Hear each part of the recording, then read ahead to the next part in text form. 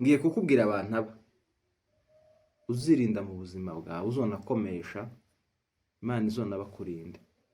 Umuntu wa mbere ugomba kwirinda muri 2026 ni umuntu ukwibutsa ahawe hashize.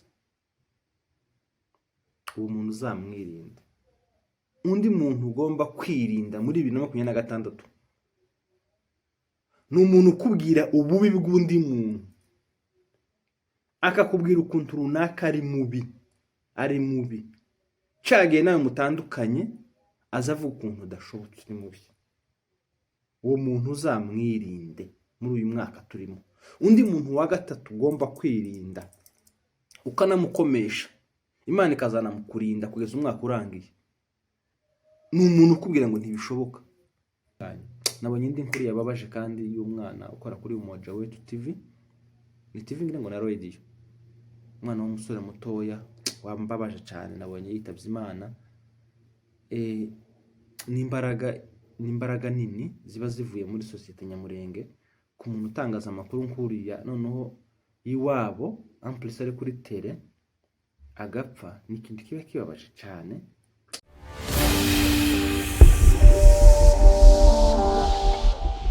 Ndagusuhuje yewe nkwifurije igitondo ciza, wowe bukeye ndetse nawe bugorobye, nkwifurije umugoroba mwiza bivanye naho uherereye. Ngo amahoro y'Imana akomeze abana nawe muri gahunda zawe zose urimo. Turamukije abanyamurenge bose ku isi, turamukije ukuye mu Tugara, turamukije abanyamasisi, turamukije abanyarwanda ukuye mu bifaho bagana byabo, turamukije abantu bari ruguru mu bibanza by'abasekuruza amatongo ya base, aho muherereye hose. Imana ikomeze ibishimire kandi Imana ikomeze ibarinde. Turamukije umuryango we mu 23 cyangwa se ayafuse twirwaneho, turabasuhuje aho muherereye hose. Ngo muri abagaciro cyane ku gihugu, muri abagaciro ku bwoko, ndetse muri abagaciro mu mahanga, kubera ko mwakoze ikintu cy'indashikirwa kandi n'ubu ngubu mukomeje gukora. Imana ibagirire neza kandi Imana ikomeze ibahe ihishurirwa no kurama kugira ngo muzosarure ku matunda yanyu y'ibyo mwahinze. Turamukije abanyafrika, abanyaziya, abanyaburayi, aho muherereye hose, abantu bagira umutima wa kivandimwe, abantu bagira umutima w'ishaka ry'iwabo, turabasuhuje cyane aho muherereye hose. Imana ikomeze ibishimire kandi Imana ikomeze ibagirire neza. Turamukije imiryango yose y'abanyamurenge aho iherereye, turamukije abantu bagira ubumwe, turamukije abantu bagira urukundo, kandi tubifurije intangiriro z'umwaka nziza. Tunababwira ngo happy new year kuri mwese aho muherereye.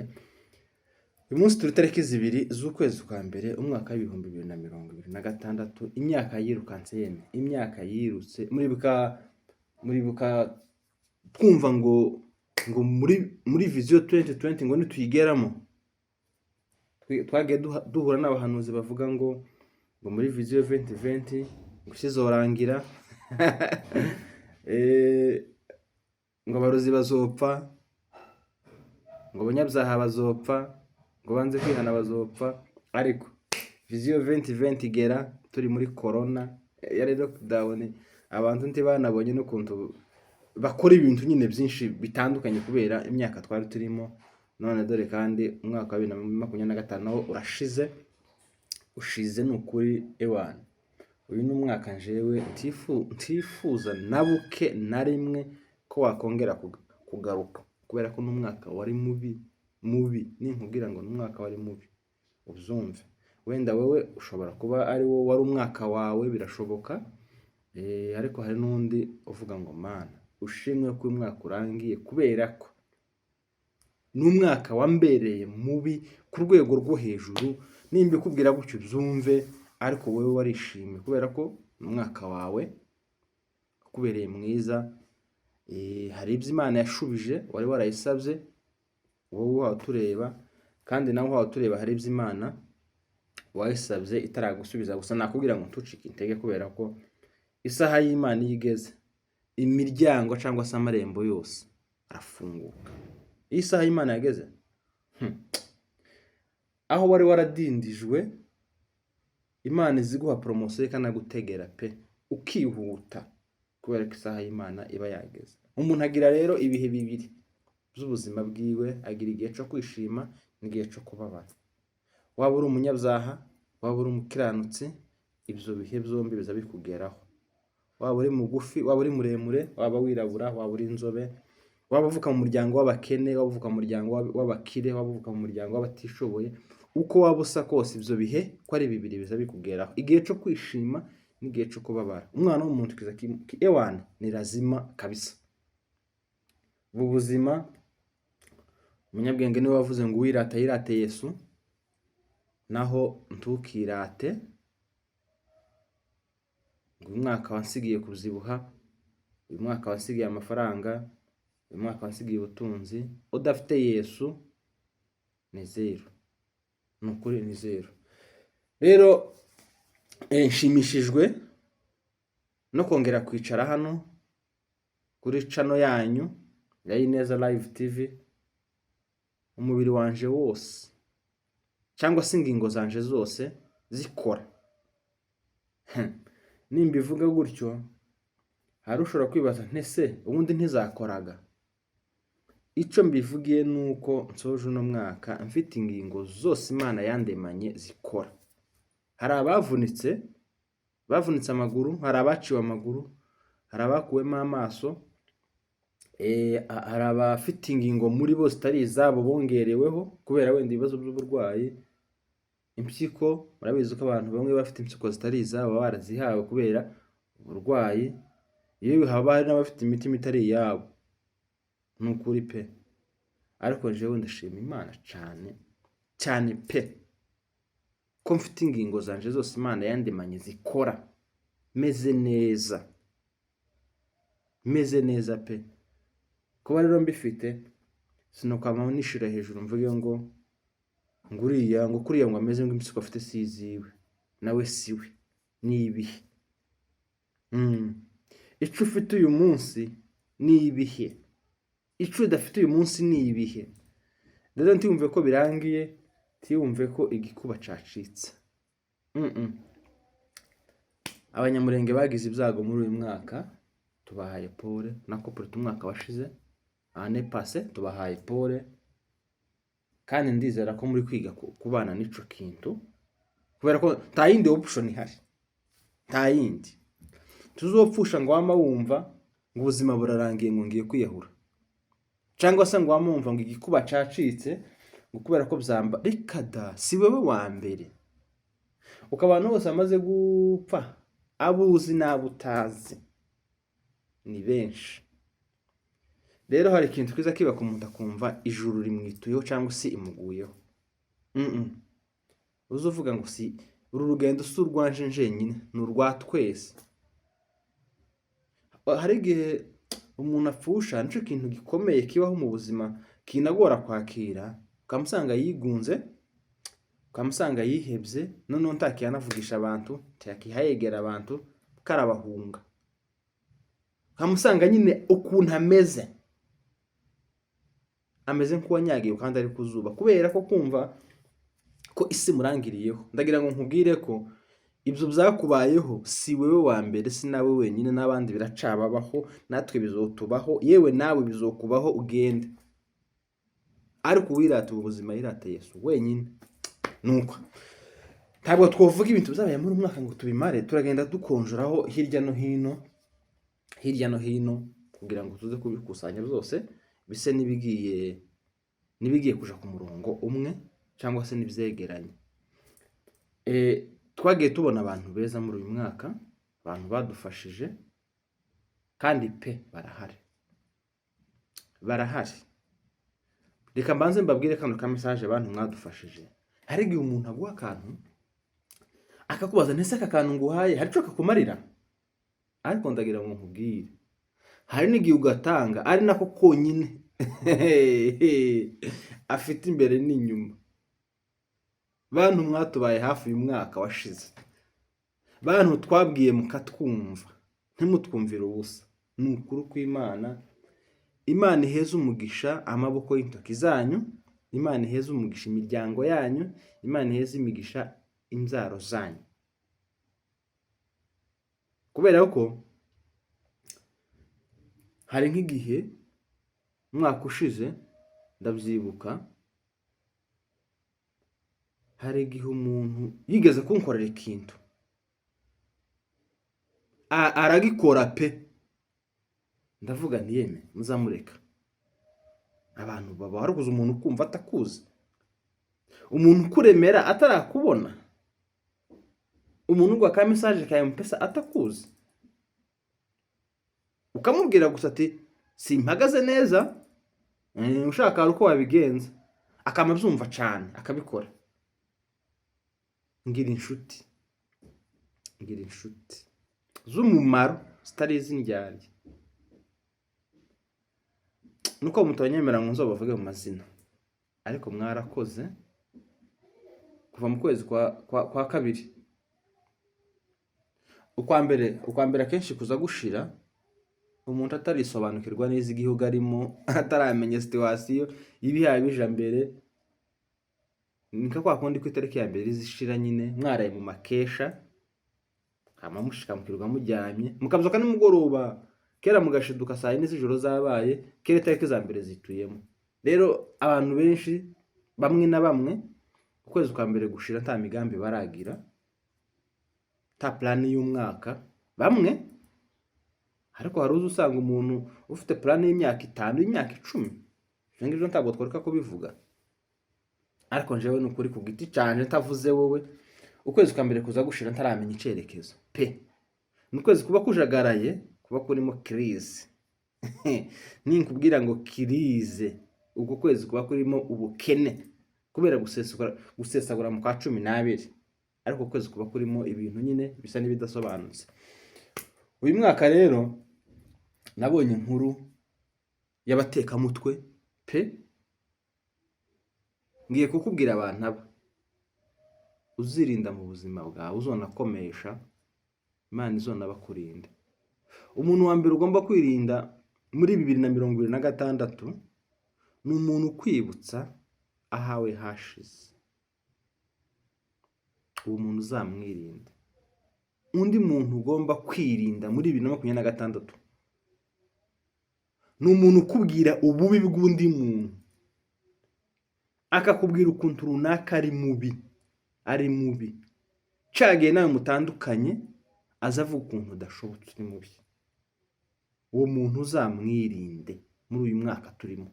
Undi muntu wa gatatu ugomba kwirinda ukanamukomesha, Imana ikazana mukurinda kugeza umwaka urangiye, ni umuntu ukubwira ngo ntibishoboka. Abo bantu aba mu buzima bwawe, mu muryango wawe, mu nshuti zawe, uzabakuremo n'abacantege. Abo bantu n'abanzi b'ubuzima bwawe, n'abanzi b'ejo hawe hazaza, uzobirinde. Umwaka ushize nabonye inkuru nyinshi nziza, inyinshi mbi. Harimo inkuru nabonye yambabaje y'umuntu uza kugusengera agufite amakuru.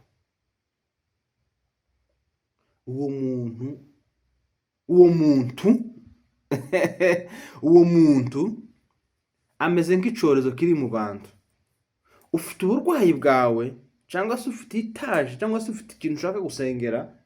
Either uri gusengera umugore, uri gusengera umugabo, uri gusengera urubyaro, uri gusengera dosiye, akakumenya amakuru, akaza mu ishusho y'umwambaro wa Yesu Kristo. Bamubwiye amakuru yawe y'ibyo ukeneye, cyangwa se iharurimo ubuzima urimo butari bwiza, bubabaye cyangwa se bukakaye. Akaza akamabigusomera byose, aba yanabyanditse muri telefone cyangwa se muri ka agenda agendana. Nawe ukamuvuga ngo Imana kuko irakora, Imana kuko ibaho.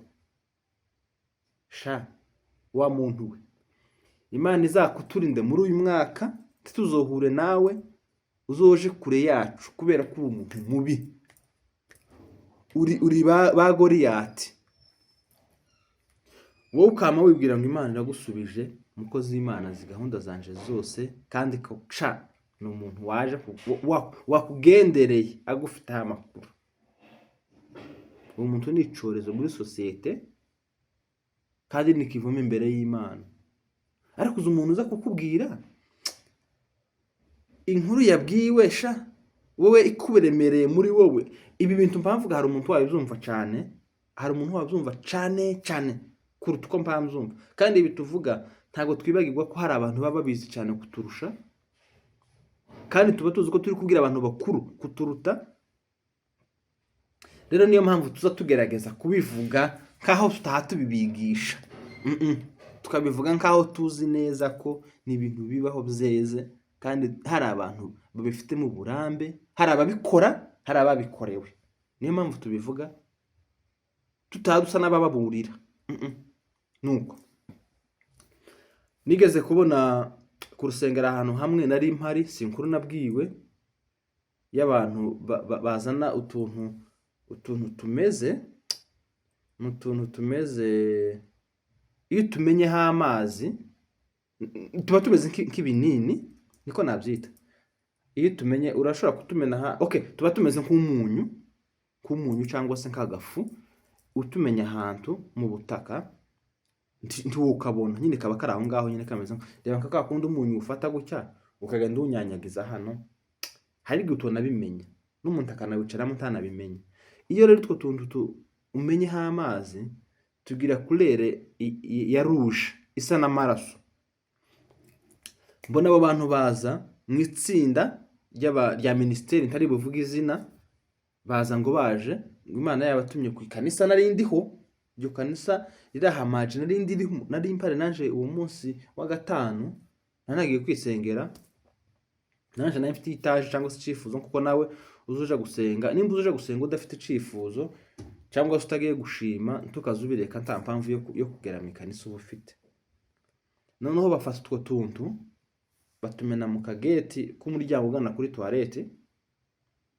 Umuzamu arababona, amare kubabona abona n'umuntu akuye ikintu gutya mu ikoti, aratunyanyagisha. Ahita abwira umudiyakoni ati hari ibintu biri ahangaha ewana, biri ahangaha pe, kandi nibyo biri gutuma abakristo banyu bakomeza gusohoka, bakomeza kuva mu ikanisa ryanyu rikomeza gushira aho gutera imbere. None genda uzane ugura uducupa tubiri tw'amazi, cyangwa se niba mudufite muri office mutuzane, ndabereka aho tumena ayo mazi, murabona igitangaza Imana iri bukore. Arayafata, ariko umwe akaba yababonye w'umuzamu, arabifata, amara gufata ya mazi ayamena hahandi. None tukaba tubona couleur ya rouge imeze nyine nk'amaraso, umuvumo w'amaraso kuratemba aho ngaho. Tukaba tuvuga ngo Imana ishimwe, ngo Imana iciye inzira, ngo ibintu biza bituma iryo kanisa riguma gusenyuka, birabonetse biragiye. Iyo wa mugabo yamuga ati yeme, hariya biriya bintu bahamenye njewe nabibonye, n'utuntu bari bafite bagenda banyanyagiza. Iryo ni itsinda rimwe ry'abayumbe, reka kuvuga umuhanari barizwamo, ariko nahanga amaji ryari ryaje gusenga mu gatanu, kurya mu kanisa ryanyu mugira gatatu, mugira kabiri, mugira kane, bivanye na porogaramu yanyu y'ikanisa ryanyu cyangwa se yaho ubarizwa. Dore ikanisa ari inzu y'Imana, si inzu y'umuntu. Barababona nyiri iryo kanisa, barayimubwira, bamubwira ati genda usake uriya muntu, hari utuntu afite muntu. Koko bagiye basanga atwo tuntu aradufite, batumeneho amazi, bamusanga nyine ibara rivuye muri utwo afite n'iryo bara ryavuye muri biriya, bama babaca aho hantu barabirukana. Icyo kintu cyankoze ku mutima, kirambabaza. Uzi umuntu kuba afite igisebe cy'uburwayi cyangwa se cy'ibibazo, wowe ukaza kumutuburira umubesha. Icyo kintu cyarambabaje. N'iyi nkuru yindi y'umuntu uza kugusengera gufite amakuru yawe, wenda tubanye neza n'umugore, muraramugwana, izo ngo zirahari, muraramugwana cyangwa se ntimwumvikana, ibibazo byanyu byose bakabimubwira, iwe akaza mu ishusho cyangwa se mu mwambaro wundi w'umuntu watumwe n'Imana uje kukuburira cyangwa se kukubwira ayo makuru. Icyo kintu kirababaza cyane, wowe ukagira ngo urashubijwe, naho kumbe uwo Mukaritasi bamugutumyeho agufite amakuru. Icyo kintu kirababaza. Ariko ntitwareka kuvuga n'amashimwe yabaye ku bwoko bw'Abanyamurenge, kuva Goma yafatwa ukamugenda bya bice birenga 10 na bingahe ukageza i Buvira. Nabonye ejo bundi abamama ba ruguru bashima Imana ngo isukari yarabonetse, umunyu warabonetse, isabune zarabonetse. Bumva ikintu bari kubashimamo Imana, ukuntu wowe uri mu gihugu gifite amahoro. Twebwe hano i Nairobi umunyu wo guteka uhera ku mashiringi 25, ibiceri 25 niho umunyu uhera. Kandi sha simpamya ko icari ikintu woshima Imana ngo yaguhaye, kubera ko uri mu gihugu gifite amahoro, uri mu gihugu ukinga ukaryama, ukingura ukaryama. Hari ibihugu bimwe usibye ko nino biraba muri Kenya, hari ibihugu bimwe naha muri Kenya birahaba, udashobora kwicara mu nzu urangaje, umuryango uri wazi. Birahari, natwe ahangaha birahari. Abantu bari muri Kenya murabizi, muzamwicara mukinze nkaho muhamutinya ko umuntu yobinjirana. Hakaba n'ibindi bihugu nabyo no kwicara gutya gusa mu nzu uba ufite ubwoba yuko isaha n'isaha bogutera. Ibyo bihugu rero biri mu Kongo. Ariko nashimishijwe n'ukuntu nabonye abamama ba ruguru bari gushima Imana ngo ikiro c'umunyu, ikiro c'isukari ngo kigeze mu madolari 5. Mwumve iryo shimwe yeme imbere y'Imana. Iryo shimwe riraremereye. Impamvu riremereye nuko bamaze igihe batawubona. Ibaze ko ushima Imana ukamuzamura Imana ukayizamurira amaboko avuga ngo isabune zarabonetse. Akamaro k'isabune murakazi. Isabune barayihagirisha bakanayimesesha, kandi ako nakamaro gakomeye. Tiwoba utihagira, tiwoba utamesa. Nukuri turashima Imana ko Imana ikomeje kuba muri kiriya gihugu ca Kongo. Abavyeyi bacu bariyo bagasinzira, bakabona ibyo kurya, bakabona ibyo kwambara, inzira zikaboneka. Iyo tubivuga gutyo, abantu batazi igihugu ca Kongo ukuntu kimeze, ibibazo bibamo, iyo tuvuga ngo turashima Imana ko ngo abana baha basoma, abana bari kubona ibyo bambara, bari kubona ibyo barya, umunyu winka ukaboneka, umunyu wo kurya wo guteka muri za mboga zawe zihwanye n'ubushobozi ufite, ukabona umunyu wo gushiramo. Icyo kintu kiba ari ikintu gikomeye cyane. Abari amashimwe akomeye nyine wowe ntiwobyumva, kubera ko ikintu giciriritse muri Kenya pe n'umunyu. Nakubwiye ngo umunyu ugura ibiceri 25. Icyo nico kintu giciriritse muri Kenya. Nico kintu giciriritse pe. Isukari twebwe hano nico kintu giciriritse ku rwego nyine nawe ufite 100, amashiringi 100 uzubona isukari burya iminsi nk'itatu cyangwa iminsi 4. Hari umuntu wambwiye ngo abaho dusukari ngo tugura nimba ngo ari amashiringi 10 ngo tuba tungana mu gashika kameze gutya. Urumva icyo kintu twebwe rero twogishima Imana ngo kubera ko ngo Mana ngo ushimwe ko ngo waduhaye ngo amasukari, ngo ushimwe ko waduhaye umunyu. Ni igihugu twebwe kirimo amahoro, ibyo bintu birimo. Ariko umuntu uri mu ntambara cyangwa se uri muri biriya bihugu byacu nyine bifite uwo mutekano mukeya cyangwa se ubwo bwicanyi, iyo akibonye arashima. Ariko zikuruza ukavuga ngo Mana we ngo tumazinga ngo dusinzira neza, ngo abana baje ku ishuri bakagaruka, inka bazahura zikagaruka, abungere bakajana nazo bakagaruka. Ico kintu Imana ikomeje kugikora, narishimye cyane pe. Ndavuga nti Imana ushimwe n'ukuri kw'Imana. Hari igihe ngo isukari ngo kilo cageze ku $25, $25 inani ikiro c'isukari wumve. Ubwo twebwe hano gane ibihumbi hafi 3 by'amanyakenya, 3 birengaho n'ibindi biceri. Urumva amafaranga ari menshi. Noneho yibaze umuntu uri mu gihugu gifite ibibazo, mu gihugu kirimo ubwicanyi, kirimo intambara, noneho ntanaho gakora ifaranga. Uwo munyu waramureka n'izo sukari niyo sabune bakabaca $1. Urumva ukuntu ibyo bintu bikomeye. Wowe kubera ko uri ahantu hari amahoro kandi bihendutse ntiwobyumva vuba. Ariko turashima Imana ko ababyeyi bacu ruguru bameze neza, byibuza bari kuryama kubera AFC twirwaneho M23, kubera mwebwe nimwe tubikesha. Umutekano mukeya uhari, niko nabyita, murambabarira, nimwe tubikesha. Ariko kuri mwebwe ko muri kubona ko ari umutekano munini cyane, kubera ko mwatanze ubuzima bwanyu. Nabonye indi nkuru yababaje kandi y'umwana ukora kuri Umoja Wetu TV. Ni TV ngira ngo na radio. Umwana w'umusore mutoya wambabaje cyane, nabonye yitavye Imana. N'imbaraga nini ziba zivuye muri societe nyamurenge ku muntu utangaza amakuru nkuriya, noneho iwabo amplisa ari kuri tele agapfa. Ni ikintu kiba kibabaje cyane.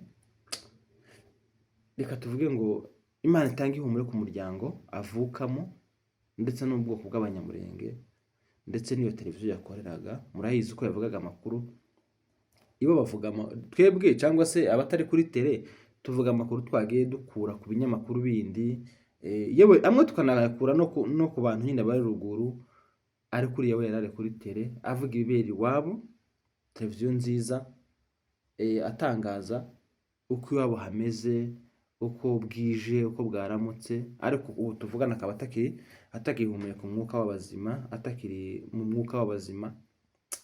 Imana imuhira uko ridashira, kubera ko umwana muto nkuriya ugifite byinshi wenda yogeza kuri famiye no ku bwoko, iyo apfuye aba ari ikintu kibabaje kandi gisa n'igikomerekeje imitima. Nyine murabyumva cyane, abantu banyura muri ibyo bihe ko murabyumva, ariko utarabinyuramo ntiwobyumva, uvuga ati urupfu se ni ibisanzwe, ntawe udapfa. Yes, ntawe udapfa, ntawe udapfusha, nta n'uzopfa, ariko twihanganishije umuryango avukamo, twihanganishije ndetse n'ubwoko abamushamikiyeho bose. Umuntu sindi uwabongera gusa, shamikiye ahantu henshi hatari munsi y'ahana cyangwa hatanu. Nukuri umuntu n'uw'abantu benshi, ariko Imana itanga ihumure kandi Imana ikomeze abasize nabo bavukana n'abanyamurenge muri rusange. Nuko ibintu byinshi byabaye byo twobivuga ngo tubirangize. Icy'ingenzi nuko dushima Imana ko iwacu hari agahenge, tukaba tunashima ko abantu bafite amahoro. Kongo nico gihugu ngira ngo ku isi umuntu azapfa ntibakurikirane ngo yishwe n'iki, no guhamba ngira ngo timuza mubona imirambo mwebwe ku masosho media y'abakongomani bari aho ngaho banyanyagiye nkaho nyine nkaho ari imbwa zapfuye. Kurumva ico kintu kuntu kibabaje. Umuntu umubiri ugomba kubahwa, yapfa agashingurwa mu byubahiro, ariko kiriya gihugu nico gihugu kiza cica umuntu nabi, urupfu rubi rwose rubaho, kandi bakarwishimira bakanabipostinga ko banamwisha. Ariko byibuza Imana yacu ishimwe, kuko byibuza ubu nyine hari amahoro, byibuza hameze neza. Ni ukuri kw'Imana, yemwe nta kiguzi kiba caratanzwe, nta na kimwe, ahubwo ni amaraso y'abana bacu, y'abakuru bacu, ya ba data wacu baba baritanze kuja kuyamena kugira ngo wowe usinzire, ariko mwebwe ntibumbimenye. Nabonye akantu kavuga ngo igihugu gifite amahoro ngo kigira ngo urubyiruko rwinshi rufite ubupfu, ngo kubera muri ya mahoro ngo ntibatekereza cyane. Ngo ariko igihugu gifite ngo ibibazo kigira urubyiruko rwinshi, abagabo, abanyabitekerezo, abantu batekereza. Urumva ukuntu ibyo bintu bitandukanye. Aho abandi bafite amahoro, mwebwe mugira ibigoryi byinshi, abandi bakagira abanyabwenge benshi kubera ibibazo banyuzemo. Mwagiye mubona abana b'abakobwa b'imyaka 10 bafata imbunde, abagore b'abakecuru bafata imbunde barwana kubera kwirwanaho. Ariko ibihugu bifite amahoro, urubyiruko ni ubuyobe gusa, ubuyobe gusa. Ni ibyo ngibyo baba barimo, kubera ko nta kindi bari gutekereza. Ibihugu byabohoye bifite amahoro ni ibyo ngibyo. Ariko ni ukuri ndanabashimira mwebwe mwagiye munkandiraho, kubera ko njewe kuri Ineza Live TV ngira abantu bandeba bakanankandiraho. Hari nkiguzi ubona cano irebwa cyane pe, ariko batayikandiraho. Ariko njewe ntayo mvuze, sinshaka kwitaranya n'umuntu, ariko njewe abo ngira barandeba bakanankandiraho. Maze umwaka kuri iyi televiziyo yanyu, narabonye biriya bihumbi mwampaye, bikesha mwebwe, bikesha urukundo rwanyu, bikesha kugira neza kwanyu. Rero nukubashimira, nukubifuriza umwaka musha muhire. Imana izakore ibitarakoretse umwaka ushize. Imana izahindura amateka yawe, Imana izahindura ubuzima bwawe, kandi Imana izakugeze kure. Nuko rero ndabakunda cyane, reka mbabwire ngo mukomeze muryoherwe n'uyu mwaka, kandi Imana izadufashe nabo tuwusoza amahoro. Bakunzi bacu muri ab'agaciro cyane, ndabakunda, kambabwira ngo amahoro mu mutima, amafaranga mikofi. Mwakoze kubana natwe, ibiganiro byacu nakagaruka. Ciao ciao, bye bye.